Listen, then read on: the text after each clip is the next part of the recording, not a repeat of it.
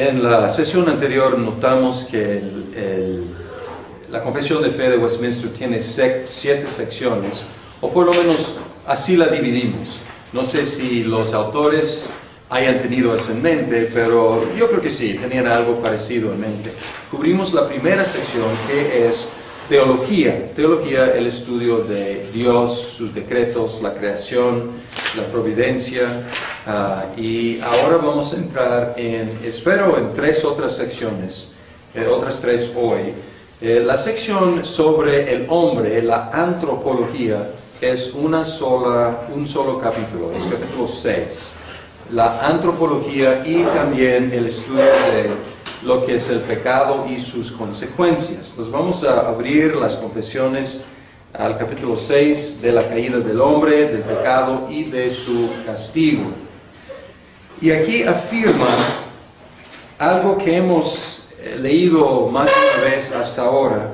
Afirma que el primer pecado fue permitido por Dios y ordenado por Dios. Y dice que fue ordenado por Dios sabia y santamente. Y ya hemos leído que Él no es el autor del pecado, pero aquí dice que Él lo permitió, pero no solo lo permitió, lo ordenó. Y lo hizo para su propia gloria. Y como hemos observado muchas veces, la confesión no trata de especular, no trata de resolver tensiones, simplemente declara lo que la Biblia dice. Y tenemos un ejemplo aquí. ¿Por qué? O más bien, ¿para qué? El primer pecado, y la respuesta es para la gloria de Dios. ¿Cómo funciona todo esto?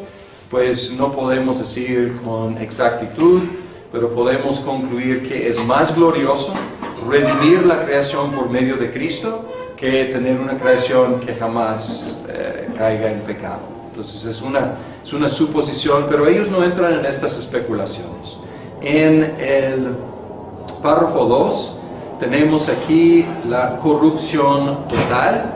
Dice aquí fueron totalmente corrompidos, y aquí es un eco del sínodo de Dort. Entonces tenemos en esta sección varios ecos, varias afirmaciones de los cánones de Dort.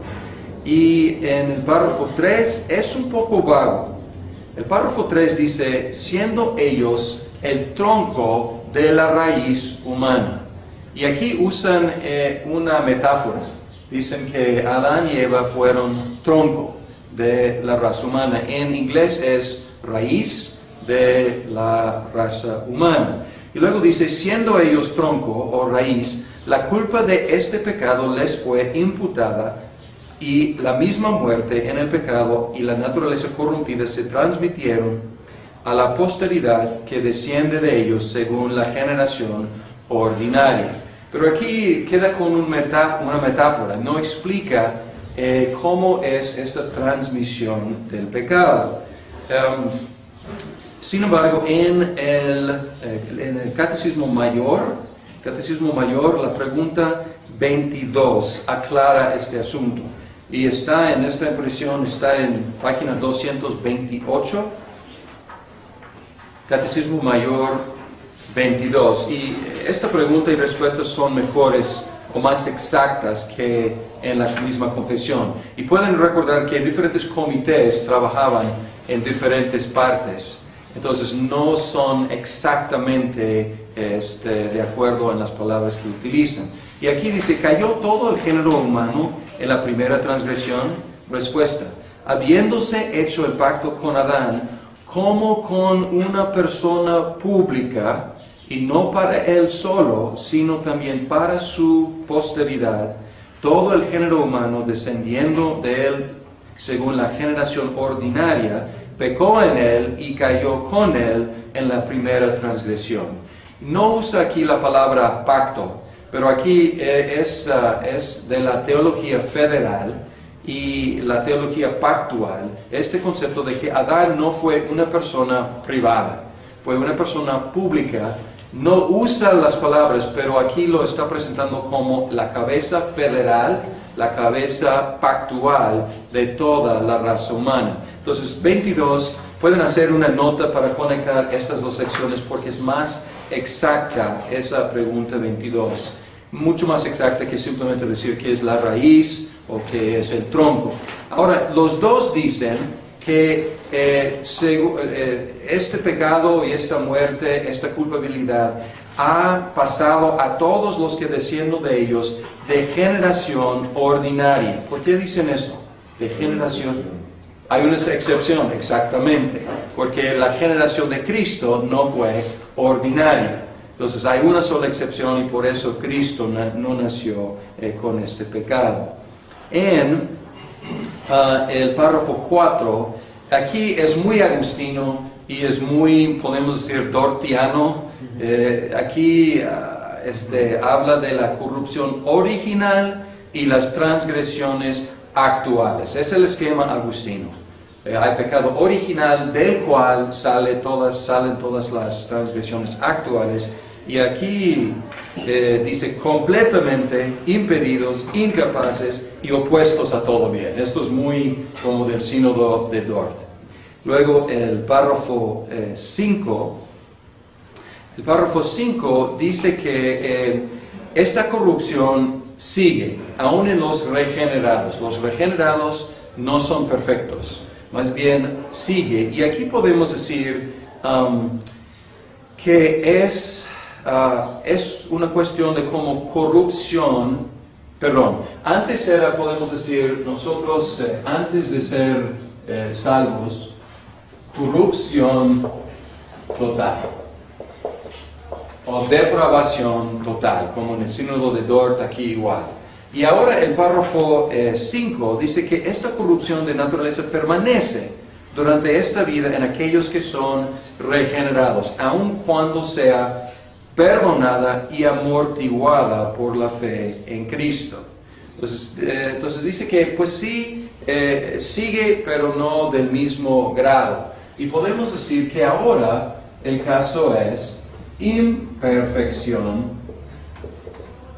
total, que es muy diferente a corrupción total, porque en corrupción total no hay otra cosa. Aquí hay algo bueno, pero todo lo bueno está con esta mancha todavía. Pues podemos decir, estamos ahora en Cristo en una situación de imperfección total. Y luego el párrafo 6 dice que todo pecado merece los castigos de Dios. Todos los pecados, el pecado original y el pecado actual, todo merece el castigo de Dios. Y aún el pecado de los cristianos merece el castigo de Dios. No nos ha dado la solución todavía, pero merece el castigo de Dios. Pero hay una solución. Y la solución es lo que vemos a partir del capítulo 7.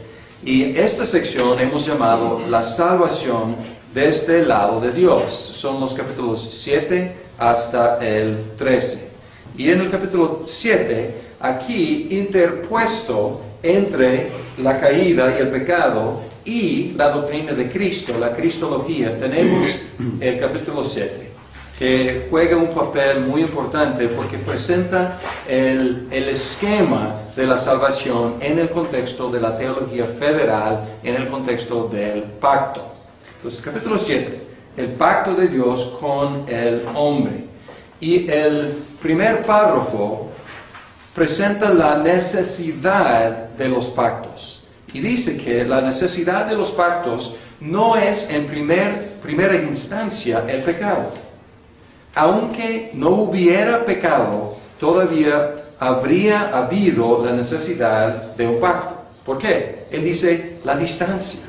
La distancia entre Dios y su criatura es tan grande que pues necesita haber una humillación por parte de Dios. Dios tuvo que hacer algo, hacer un acuerdo para entrar en relación con sus criaturas, aun cuando sus criaturas seguían perfectamente buenas. Y dice aquí, condescendencia, o sea, humillación voluntaria por parte de Dios. Y quiero que observen aquí algo que dice que habiéndole placido, es el último renglón del primer párrafo, habiéndole placido a expresarla por medio de un pacto. Y aquí los pactos son expresiones de la bondad de Dios. Le ha placido. Es cuestión de su beneplácito. Y en la confesión, ya mencionamos esto, pero en la confesión, la bondad de Dios es un atributo general. Una expresión particular de la bondad de Dios es su gracia. Pero en la situación original, en la creación, Él no expresó gracia, Él expresó bondad. La gracia entra en el esquema de la confesión solamente después del primer pecado. Es la bondad de Dios hacia los pecadores. Esto a lo mejor parece una sutileza, pero en la comunidad reformada hay mucho debate en cuanto a qué es un pacto. Y algunos insisten que el pacto en sí necesariamente tiene que tener gracia. Y algunos están utilizando esta palabra gracia hablando del huerto de Edén, diciendo que Dios expresó gracia a Adán en el huerto de Edén. Pero desde la perspectiva de la confesión, no.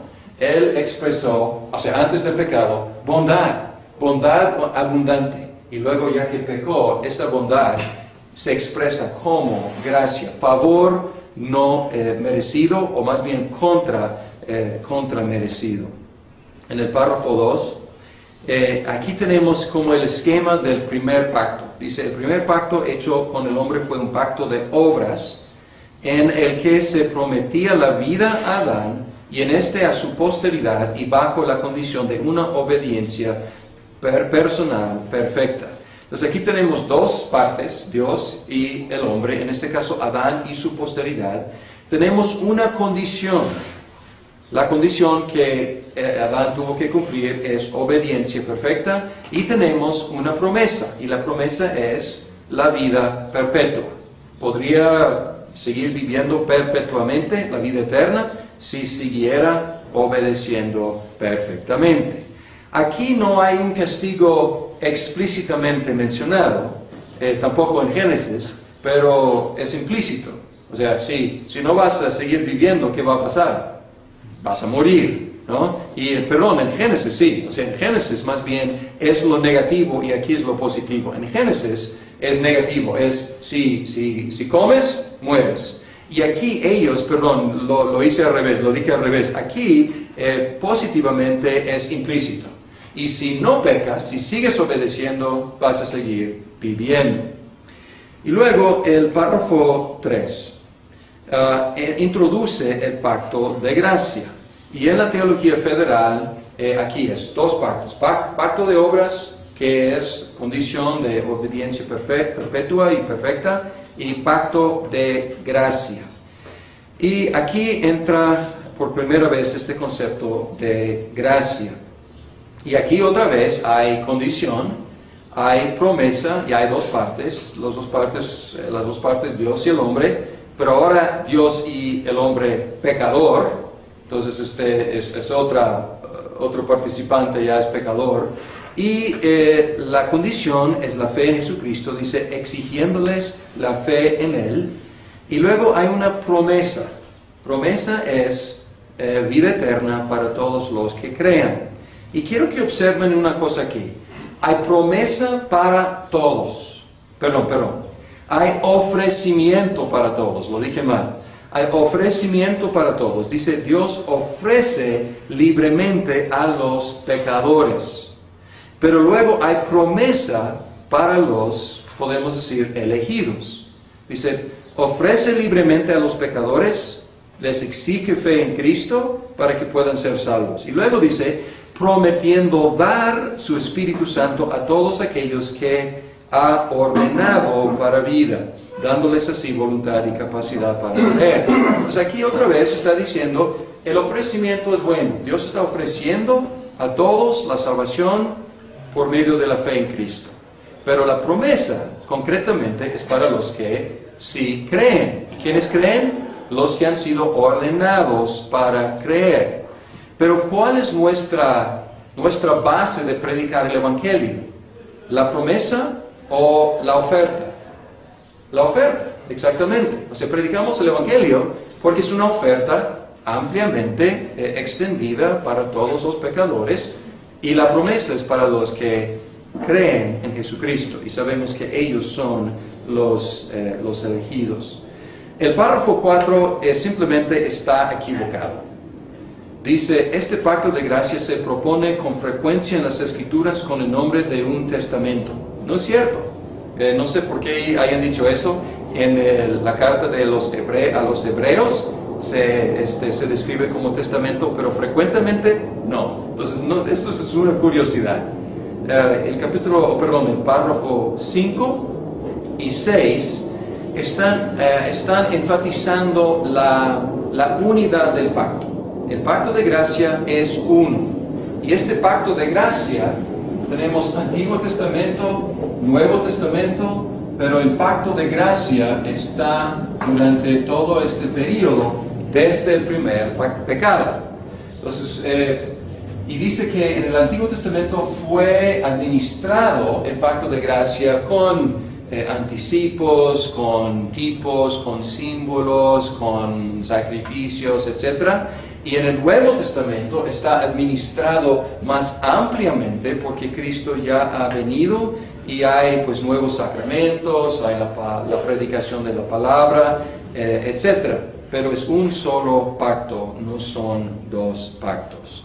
Entonces, este capítulo 7 pone el contexto en el cual ya podemos empezar a estudiar la salvación vista desde el lado de Dios. Y empieza en el capítulo 8 con Cristología. Y dice el primer párrafo que por excelencia Cristo es el elegido. Hemos hablado de los elegidos. Por excelencia Cristo es elegido. Dice aquí que Dios lo escogió para ser el Salvador. Y luego le da muchos títulos acá. Lo escogió para ser pues profeta, sacerdote, rey, salvador, cabeza de la iglesia, etcétera, etcétera.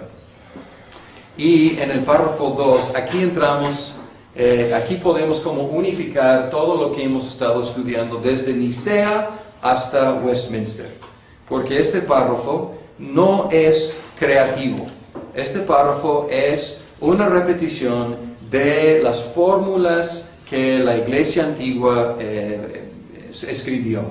Y pueden escuchar aquí, el Hijo de Dios, la segunda persona de la Trinidad, siendo verdadero y eterno Dios, igual y de una sustancia con el Padre. ¿Cuál concilio? ¿O cuál credo? Nicea, exactamente. Homoousios, ¿ok? Homoousios con el Padre. Y luego bajamos y como en medio dice, concebido por el poder del Espíritu Santo en el vientre de la Virgen María, de la sustancia de ella. Entonces, ¿cuál credo? Más bien, Calcedonia fue que declaró cosustancial o coesencial con el Padre y coesencial o cosustancial, homoousios con nosotros en nuestra humanidad. Y luego dice, dos naturalezas completas, perfectas y distintas, la divina y la humana, se unieron inseparablemente en una persona, pero sin conversión, composición o confusión alguna. ¿Cuál es? Otra vez es Calcedonia, ¿okay? Porque allá definieron dos naturalezas, una sola persona, para contrarrestar el monofisitismo y también el nestorianismo. Entonces este párrafo como unifica todos los siglos, o casi todos los siglos de la cristología en la iglesia. El párrafo 3 dice que Cristo como ser humano fue hecho apto para ser el mediador. Entonces como ser humano nunca tenía pecado, entonces era perfecto en ese sentido. Sin embargo, Él como ser humano fue hecho apto para para funcionar como el mediador. Y luego en el párrafo 4, el párrafo 4 suena como el credo de los apóstoles. Pueden, o sea, no es textual, pero pueden leer aquí lo que hizo, y lo que hizo fue cumplir perfectamente bien la ley y recibir el castigo de la ley. Pues aquí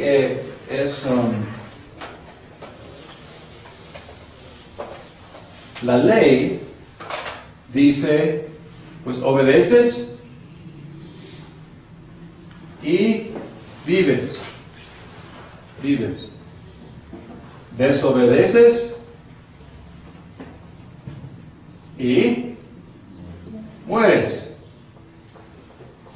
Y lo que dice aquí es que Cristo cumplió tanto el requisito de la ley como el castigo de la ley, porque Cristo obedeció y murió. Y no lo dice aquí, pero la idea es para que nosotros que hemos desobedecido podamos vivir. Entonces Él cumplió el requisito positivamente y el castigo negativamente. Y aquí pueden leer y sigue como el credo de los apóstoles: padeció los más crueles tormentos, crucificado, murió, fue sepultado, permaneció bajo el poder de la muerte. Aquí dice permaneció bajo el poder de la muerte, en lugar de decir que exactamente, no se mete en el problema de descendió al infierno. Aquí dice permaneció bajo el poder de la muerte y luego al tercer día resucitó. Entonces aquí es pues muy parecido al credo. Y luego el párrafo 5, de acuerdo con Dort, otra vez, afirma que Jesús cumplió con la ley, así satisfaciendo la justicia de Dios, no bajando los requisitos. Porque en el esquema arminiano, la idea es que, puedo decirlo así, obedeces, vives, desobedeces, mueres. Pero esto no funcionó en el esquema arminiano. Entonces, para ellos, como sustituyeron otro requisito. Pues ya no se necesita obediencia perfecta, ya pues la barra está más abajo y ya es un obstáculo más fácil. Ahora solamente si tienes fe puedes vivir. Pero no es el esquema de Dort ni de Westminster. Está diciendo al contrario. La obediencia perfecta todavía se requiere. Y Cristo cumplió con este requisito. Entonces no fue que, pues nadie pudo, entonces vamos a cancelar ese requisito y vamos a hacer algo más fácil. No, al contrario. Está diciendo, Cristo cumplió con el requisito. Y nosotros recibimos el beneficio de su cumplimiento por medio de la fe. Pero la fe no es un requisito legal.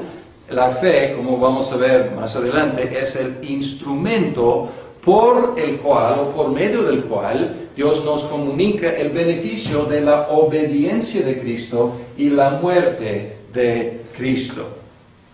Y los beneficios, el párrafo 6, los beneficios de la muerte de Cristo se aplican a los creyentes en los dos testamentos. De diferentes formas, tenemos gran ventaja en el Nuevo, pero los dos, del Antiguo, los creyentes y del Nuevo, los mismos beneficios aplicados. Y luego el párrafo 7, de acuerdo a Calcedonia, no hay confusión o comunicación de los atributos de las dos naturalezas, pero hay unidad al nivel de la persona.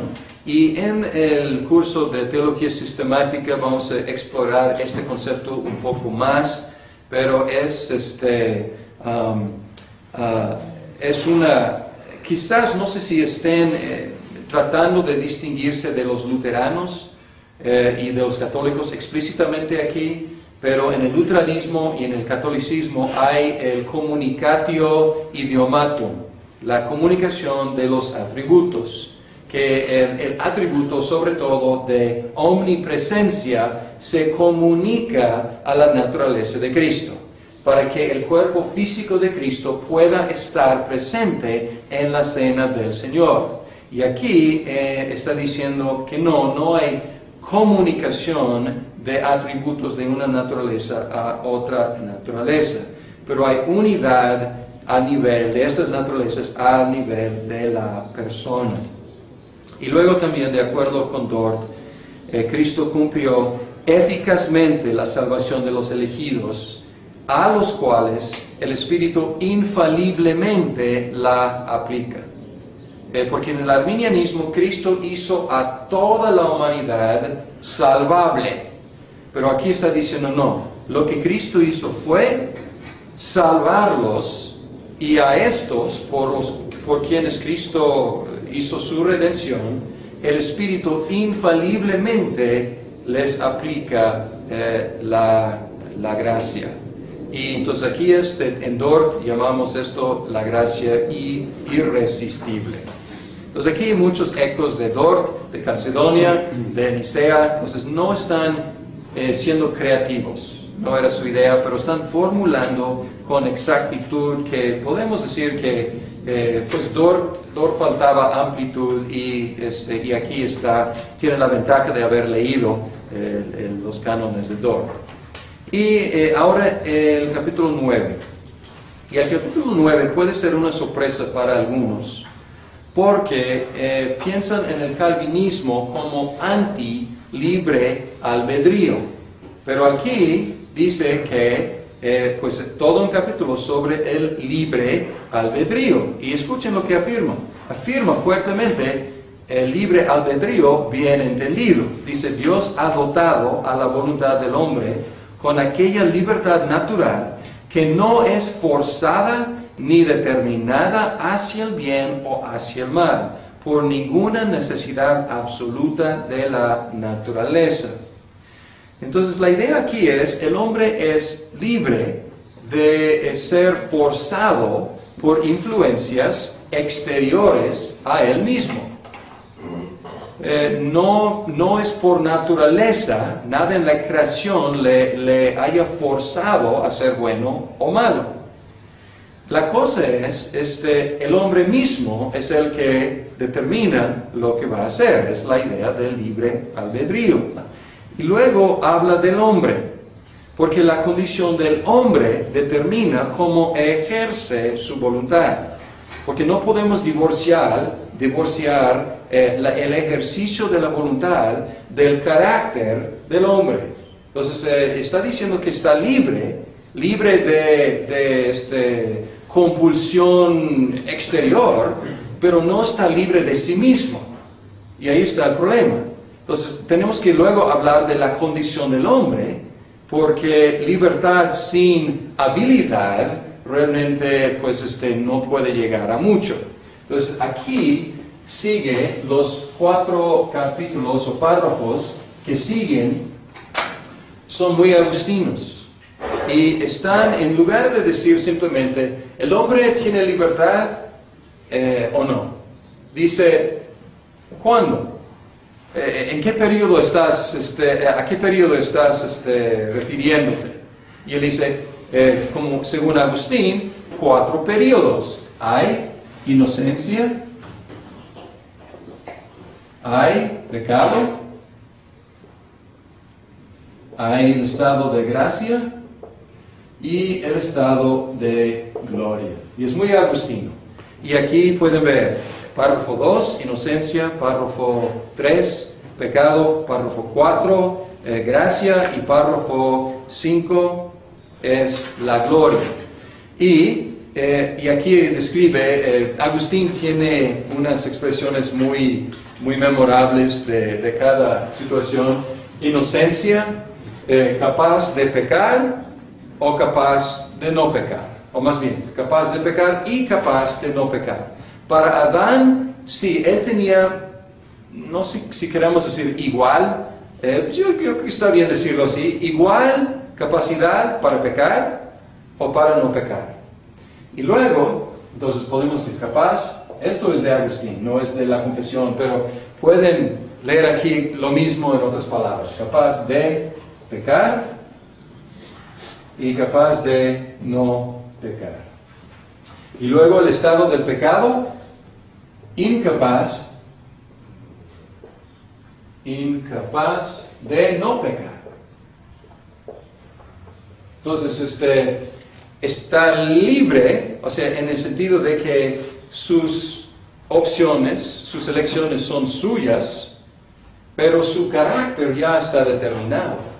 No tiene capacidad de no pecar. Y luego, en gracia, es capaz de no pecar, porque ha entrado el Espíritu Santo, ha entrado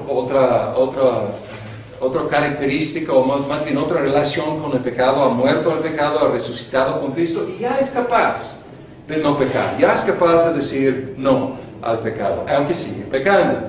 Y luego en la gloria, incapaz o no capaz, incapaz es una palabra, incapaz de pecar. Entonces, cuando hablamos de libre albedrío, mucha gente equivocadamente supone que necesariamente quiere decir, pues, igual oportunidad de hacer cualquier cosa. Y es decir, que como estuviéramos en los zapatos de Adán, aunque a lo mejor no llevaba zapatos, pero es la idea, ¿no? Y esta es la postura pelagiana.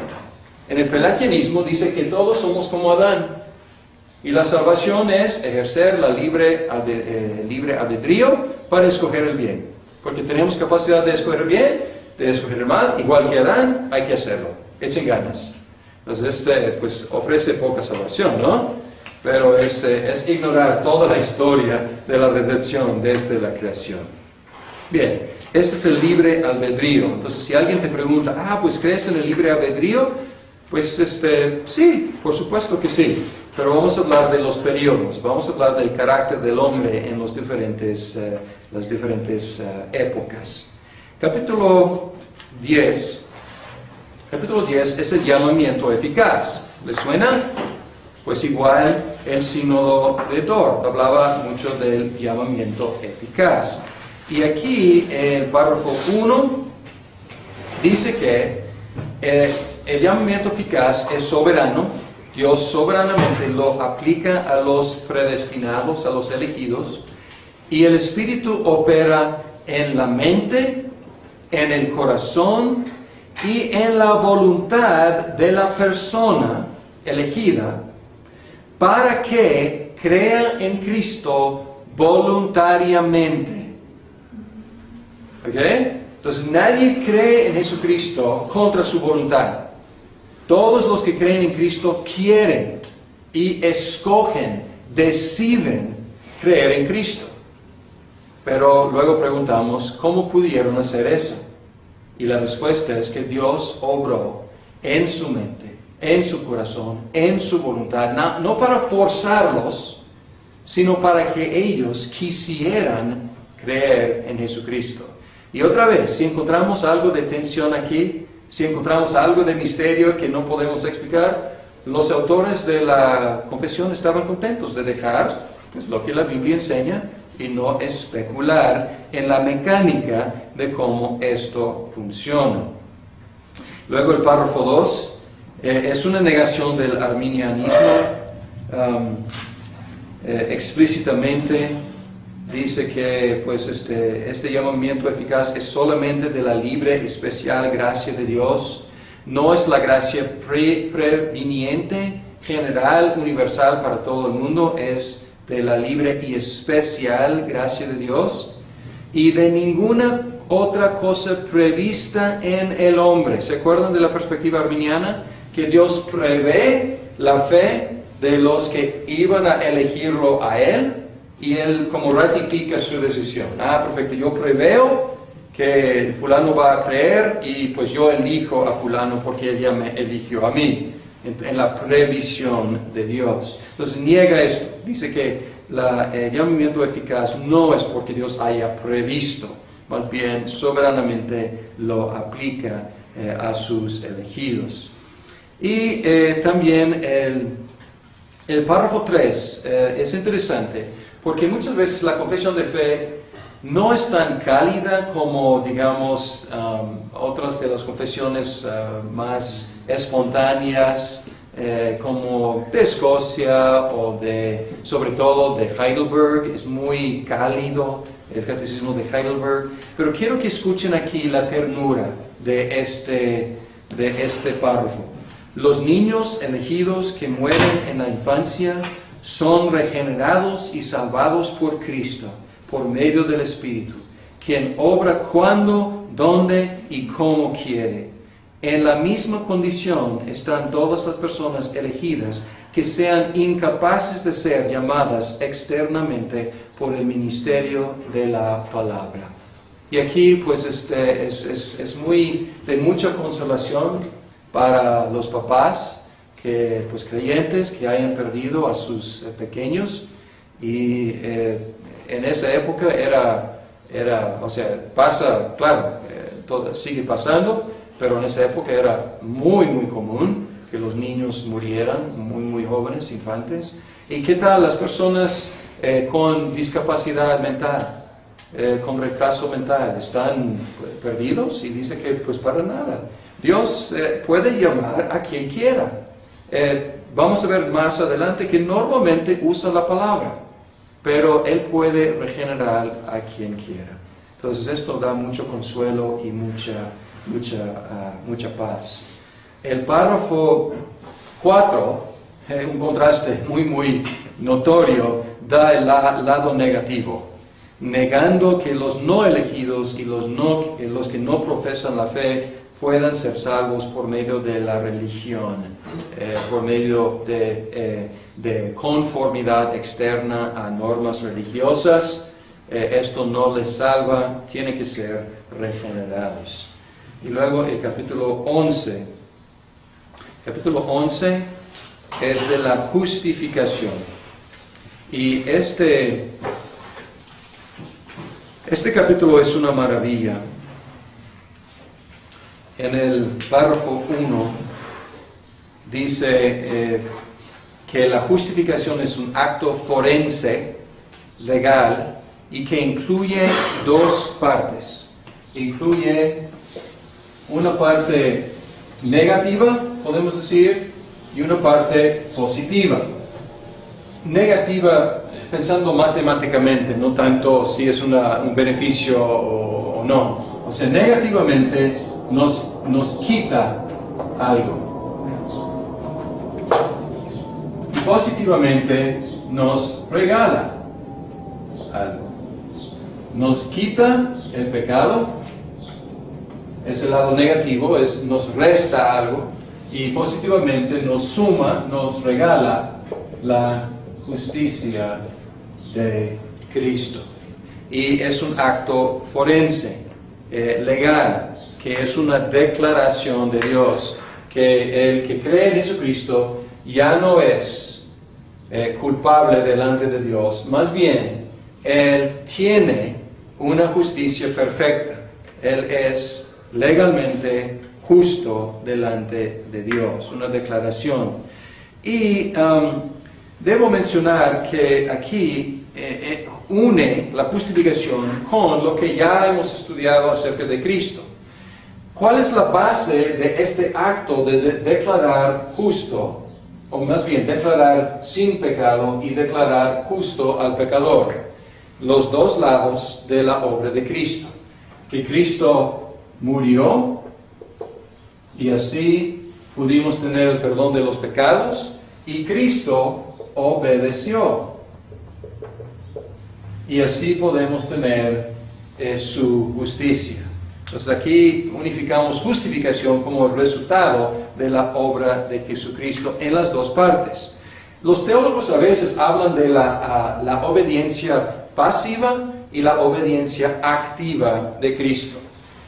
A veces es un poco imprecisa la idea, pero pasiva es lo que sufrió, activa es lo que logró positivamente. Y aquí los dos lados o las dos partes de su obediencia nos son dadas. La palabra que se utiliza aquí es imputar. Imputar es como acreditar. Dios nos imputa la justicia de Cristo, la obediencia de Cristo, y le imputó a Él, le acreditó a Él gratuitamente nuestro pecado. Párrafo 2, inmediatamente afirma que la fe es el único instrumento de la justificación. Y luego dice, aunque no está sola en la persona justificada.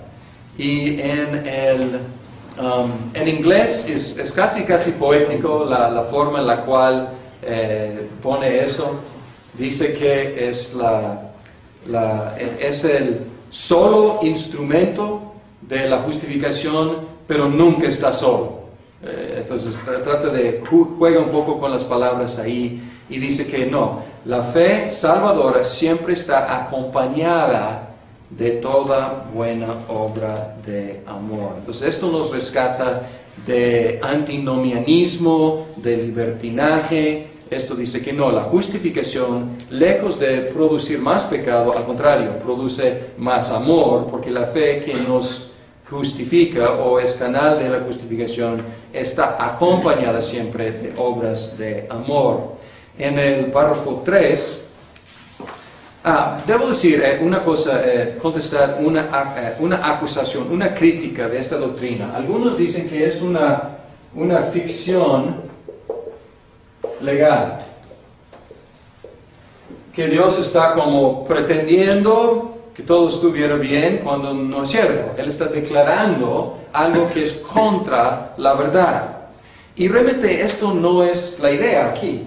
La idea no es que Dios esté diciendo, pues yo sé que la situación es así, pero voy a declarar la situación como opuesta. No, porque Dios nos declara justos con base en una justicia que realmente existe. No está diciendo, yo sé que ustedes no son justos, pero voy a declararlos justos de todos modos. No, está diciendo, sé que no son justos en sí mismos, voy a regalarles la justicia de Cristo, y ya que ustedes tienen la justicia de Cristo, pues es legal, es correcto, es necesario declararlos justos. ¿Por qué? Porque tienen justicia. Entonces no es una ficción, es legal, pero no es una ficción, porque Dios regala lo que declara. ¿Está claro eso? Entonces, bien, entonces no es una ficción legal. El párrafo 3, la justificación es gratuita para los salvos, pero costosa para Cristo. Entonces, cuando la gente escuchando el Evangelio a veces me pregunta, dicen, ¿así de fácil? Y luego yo le pregunto, ¿para quién? O sea, para nosotros así de fácil, sí. Para Cristo, no. Es muy costosa. Y este es lo que enfatiza el párrafo 3. Los pecadores son justificados propiamente en el momento de creer. Y aquí está combatiendo contra una idea de algunos calvinistas de que la justificación es desde la eternidad. Y aquí dice, no, es desde el momento de creer. Así usa la Biblia la palabra justificar. Es justificados por la fe. Claro, si la predestinación, la elección es eterna, todo está garantizado, sí. Pero propiamente hablando, somos justificados en el momento de creer. Y la justificación es una vez para siempre. En el párrafo 5, pero alguien podría preguntar, si ya soy perdonado una vez para siempre, ¿para qué ir confesando mis pecados? ¿Para qué ir pidiendo perdón de Dios cada día? No tiene sentido. Y aquí contesta.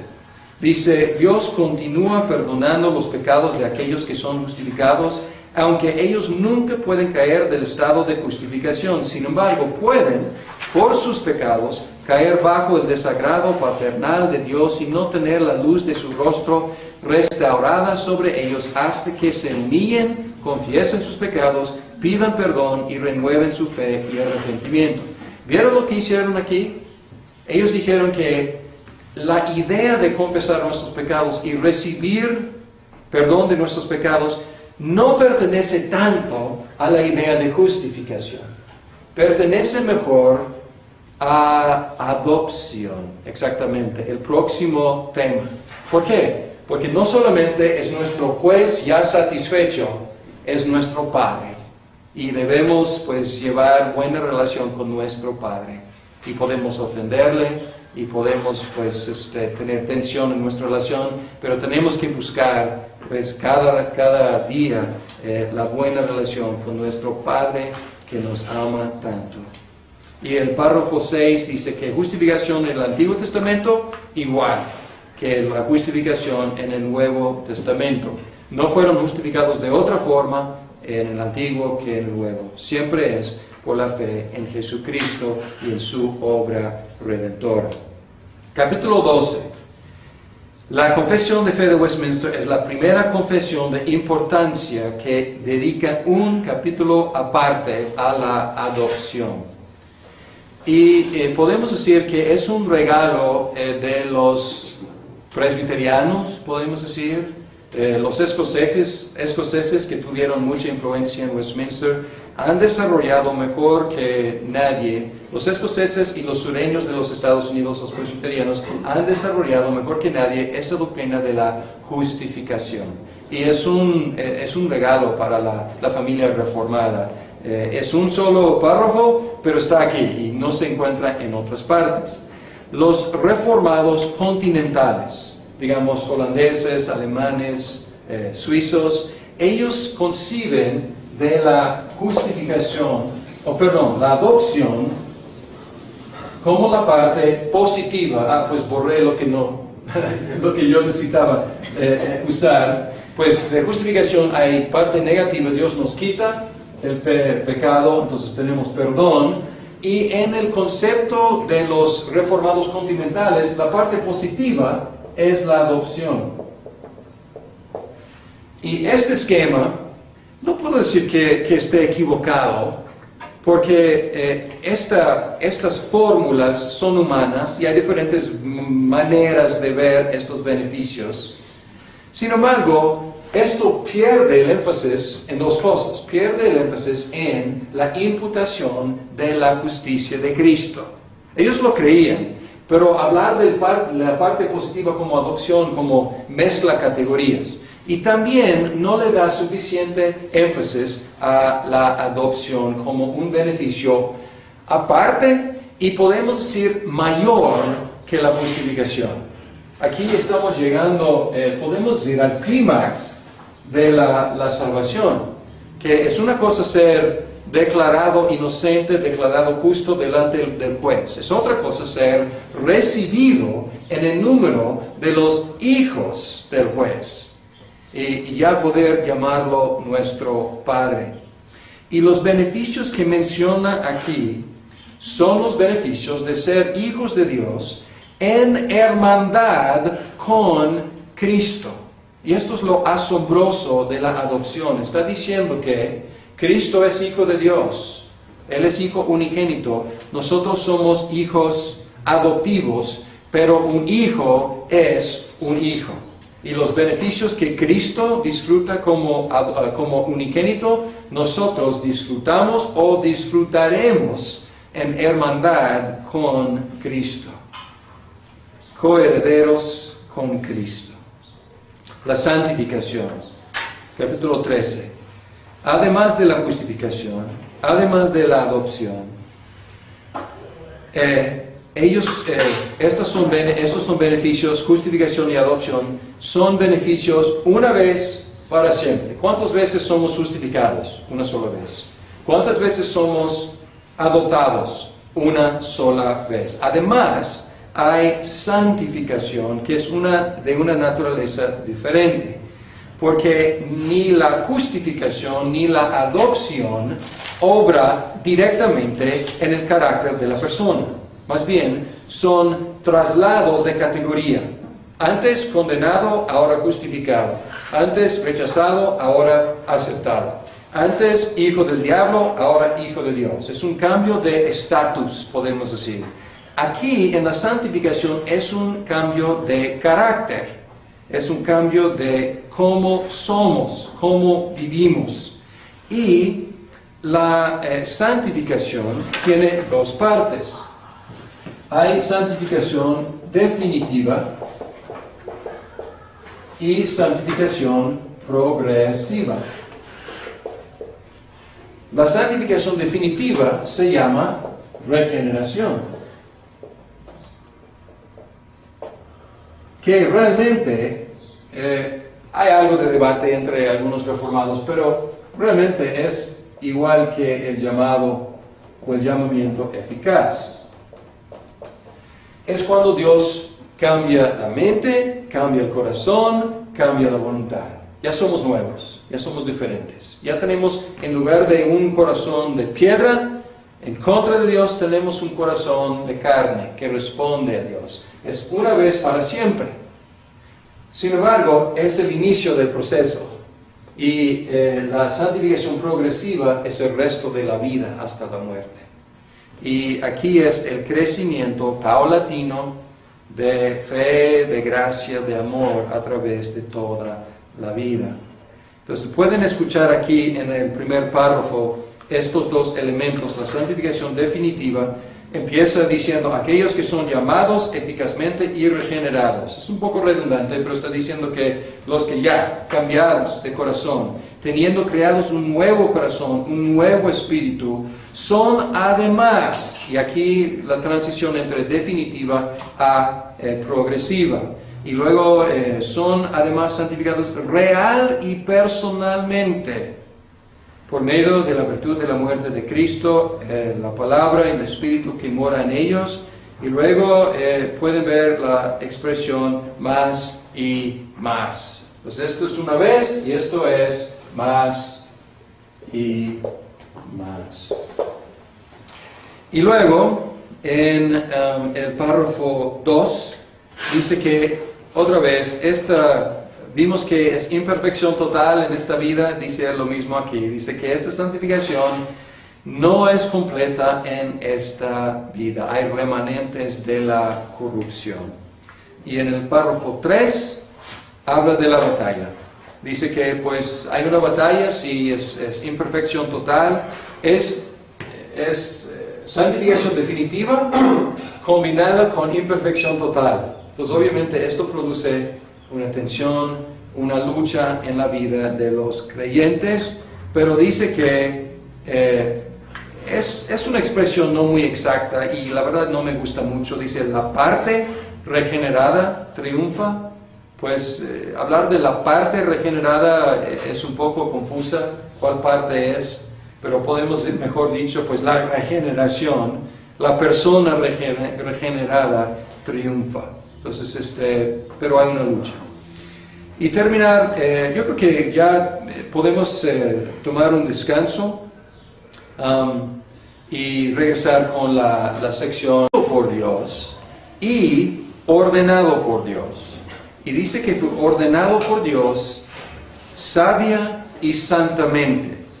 Y ya hemos leído que Él no es el autor del pecado, pero aquí dice que Él lo permitió, pero no solo lo permitió, lo ordenó. Y lo hizo para su propia gloria.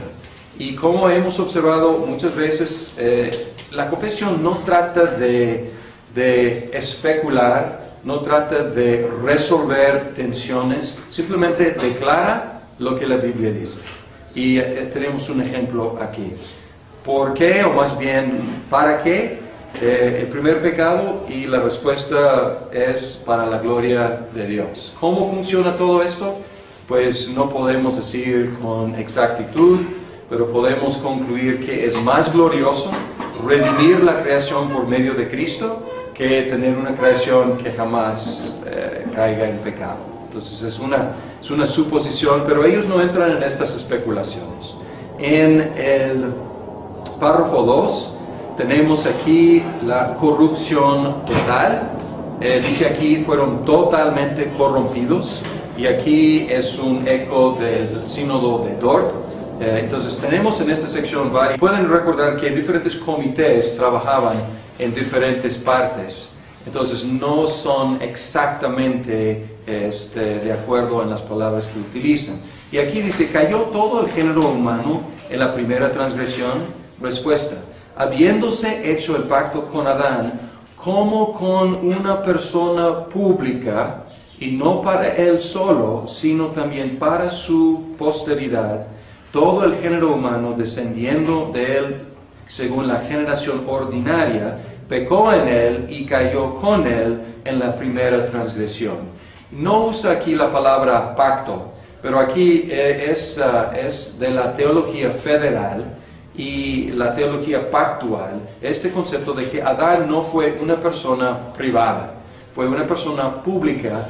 No usa las palabras, pero aquí lo está presentando como la cabeza federal, la cabeza pactual de toda la raza humana. Entonces, 22, pueden hacer una nota para conectar estas dos secciones porque es más exacta esa pregunta 22. Mucho más exacta que simplemente decir que es la raíz o que es el tronco.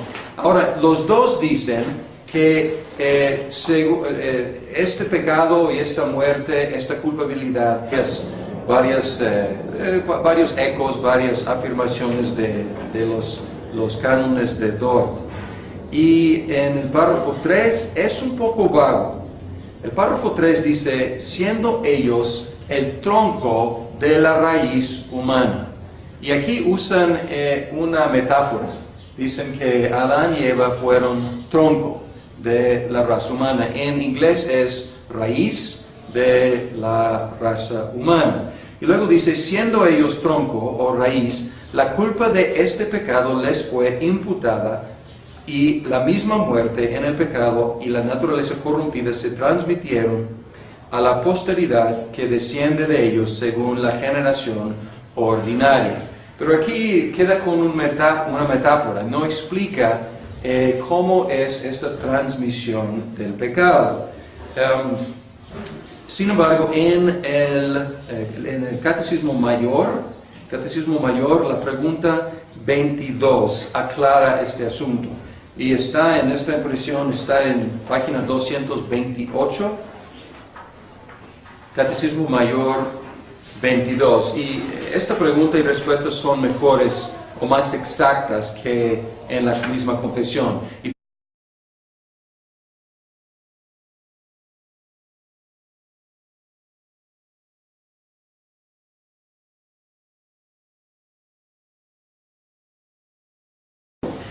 En la sesión anterior notamos que la Confesión de Fe de Westminster tiene 7 secciones, o por lo menos así la dividimos.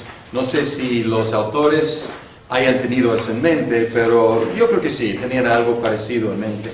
Cubrimos la primera sección, que es teología. Teología, el estudio de Dios, sus decretos, la creación, la providencia, y ahora vamos a entrar espero en 3 otras secciones, otras 3 hoy. La sección sobre el hombre, la antropología, es un solo capítulo, es capítulo 6. La antropología y también el estudio de lo que es el pecado y sus consecuencias. Nos vamos a abrir las confesiones al capítulo 6 de la caída del hombre, del pecado y de su castigo. Y aquí afirma algo que hemos leído más de una vez hasta ahora. Afirma que el primer pecado fue permitido, ha pasado a todos los que descienden de ellos de generación ordinaria. ¿Por qué dicen esto? De generación. Hay una excepción, exactamente, porque la generación de Cristo no fue ordinaria. Entonces hay una sola excepción y por eso Cristo no nació con este pecado. En el párrafo 4, aquí es muy agustino y es muy, podemos decir, dortiano. Aquí habla de la corrupción original y las transgresiones actuales. Es el esquema agustino. Hay pecado original del cual salen todas las transgresiones actuales. Y aquí dice completamente impedidos, incapaces y opuestos a todo bien. Esto es muy como del sínodo de Dort. Luego el párrafo 5. El párrafo 5 dice que esta corrupción sigue, aún en los regenerados. Los regenerados no son perfectos, más bien sigue. Y aquí podemos decir que es una cuestión de cómo corrupción, perdón, antes era, podemos decir, nosotros antes de